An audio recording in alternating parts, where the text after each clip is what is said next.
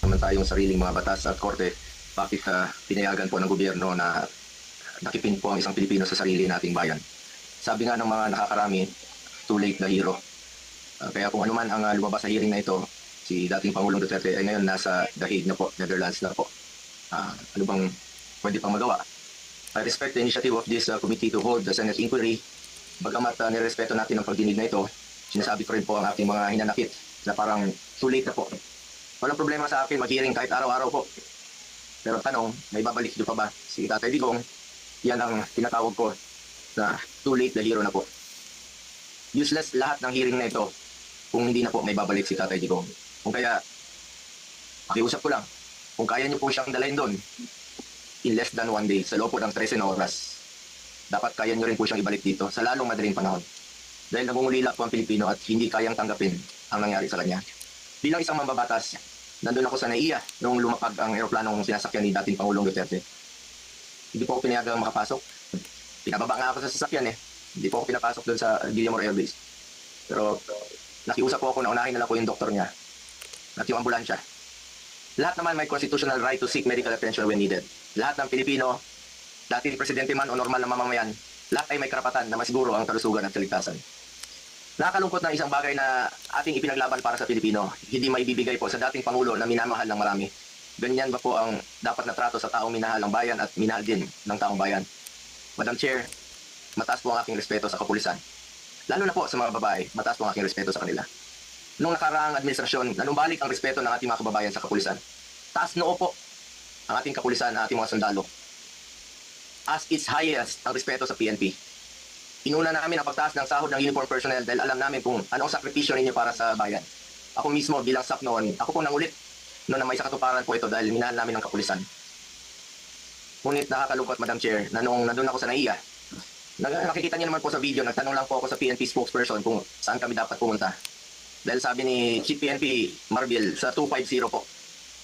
Nilapitan ko po ang inyong spokesperson at hindi po ako sinagot, tinakbuhan po ako.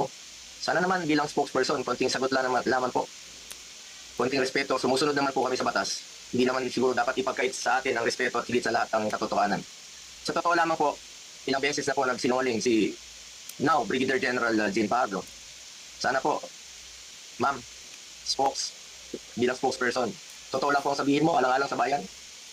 Your duty is to be loyal to our flag and to our country. Minahal namin kayo ni dating Pangulong Duterte. Sana, konting respeto lamang po. Kung nagawa nyo yan sa akin, magsinungaling, mas nagagawa nyo po yan sa ibang tao. Respeto lamang sana. Gaya ng pagrespeto at pagmamahal namin sa uniform personnel. Pangalawang beses na po ito na hindi ka sumagot ng totoo. Sa interview mo, sinabi mo nagpupulas lang ng pawis ang ilang pulis na nakuna ng video na umiiyak habang inaresto si Pangulong Duterte. Mapigilan mo ba umiyak? Nasasaktan po yan. Doon naman po tayo sa katotohanan at piliin nyo lang laging magsabi ng totoo alang-alang sa bayan. We must always entrust our loyalty to the Filipinos, to our flag, and to our country. Di naman po parating sinasabi ni dating Pangulong Duterte sa inyo. Just be loyal to our country and to our flag. Last, gusto natin malaman kung may nalabag ba na proseso ang pamahalaan, nabigyan ba po ng due process ang Pangulo dahil kung seryoso tayo sa pagbibigay ng hustisya, unang konsiderasyon dapat ang karapatang pantao at ang pagsunod sa due process. Sa totoo lamang po, hindi na po tatakbo si Tatay Digong sa inyo. Hindi na niya kayang tumakas. At alam niyo po yun. Hindi na niya kaya kayong takbuhan. Dahil hirap na nga siya maglakad, nagsusungkod na nga lang po siya. Imbis na umunlad, bigla tayong umurong. OFWs, pinapauwi natin. Noon, ginagawa natin ang paraan. In fact, dating Pangulong Duterte sumusulat yan sa mga king o sa leader ng ibang bansa para makauwi. And even nagre-raise tayo ng blood money para makauwi lang yung mga kababayan natin. Pero bakit baliktad niya? Bakit isinuko po ang sarili nating lahi? Hindi ko lubusang matanggap na siya ay nililiti sa ibang bansa gayong siya ay isang Pilipino. Samantalang mayroon naman tayong ayos na judicial system sa ating bansa na nire-respeto. Kasarinlan yan bilang isang bansa. May sarili tayong batas, may sarili tayong proseso, may sarili tayong korte at ang nagkakasala sa ating bayan. Madam Chair, this is now a matter of principle, justice, and humanity. Hindi ba't may sarili tayong sistema ng hustisya? Kapag may Pilipinong nagkasala, dapat tayo po ang husga. We must protect our citizens and we must stand as one. Dagdag pa dito, Madam Chair, mula noon hanggang ngayon, naninindigan naman po si Solicitor General Minardo Guevara na walang jurisdiction ng ICC sa ating bansa. Kung consistent po ang gobyerno sa posisyon na ito na hindi kilalanin ang jurisdiction ng International Criminal Court, bakit hinayaan po nitong ma-implement ng warrant of arrest ang Interpol mula sa isang korte na hindi naman natin kinikilala. Kung wala naman talagang jurisdiction at may warrant of arrest ang Interpol o ICC, sana binigyan muna ng pagkakataon ng gobyerno through the proper authority like judicial court, they verify o suriin ang validity ng arrest na warrant. Ang issue na ito ay hindi lamang para kay Pangulong Duterte. Ito ay mahalagang usapin sa soberanya ng Pilipinas ang nakataya dito. Alang-alang sa ating mga bayaning nagbuwis ng buhay upang makamit lang ang ating kalayaan. Alang-alang sa ating ngayon na patuloy na inaalagaan ang ating soberanya upang ang ating mga anak at mga anak ng ating mga anak ay mamumuhay ng isang bansa na malaya at irespeto ng ibang bansa. Ang bawat Pilipino, mataas o mababa man ang katayuan sa buhay, dapat may gobyernong masasandalan na hindi siya pababayaan. Former President man o hindi, karapatan yan, lalo na po pagdating sa kanyang kalusugan, kaligtasan at buhay. Sa huli, bagamat andon si Tatay Digong, na buong tapang na hinaharap ang kasong isinampa sa kanya, tulad ng kanyang paulit-ulit na ipinangako, napakasakit po sa dibdib na pagkatapos niya isakripisyo ang kanyang sarili para sa kinabukasan ng ating mga anak at ng bawat Pilipino, ni isang Pilipino ay hindi huhusga sa kanya. Imbis na ibigay sa Pilipino ang paghusga sa mga ginawa ni dating Pangulong Duterte na paglaban sa droga at kriminalidad, sadly, hindi po ganun ang nangyari.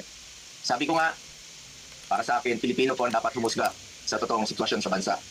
Kung mas nakakalakad na po ba ang ating mga anak noong panahon niya, hindi po nasasaktan, hindi nababastos. Kayo po ang humusga. Pilipino po ang dapat humusga. Minahal tayo ni Tatay Digong.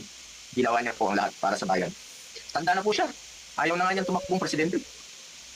Pero ginawa niya po ito dahil yan po ang kanyang sinumpang tungkulin para sa mga kababayan natin Pilipino. Pero ngayon, hindi lang si Tatay Digong ang inialay at ipinamigay ng ating sariling kababayan. Gusto lang inialay at ipinamigay din ito ang karapatan ng Pilipino na husgahan ng ating sariling kababayan at magdesisyon kung ano ang mas makakabuti sa ating bayan. As I said, March 11 was indeed the saddest day in our history. Ano po, hindi na po ito maulit. Marami pong nasaktan na Pilipino. Salamat po.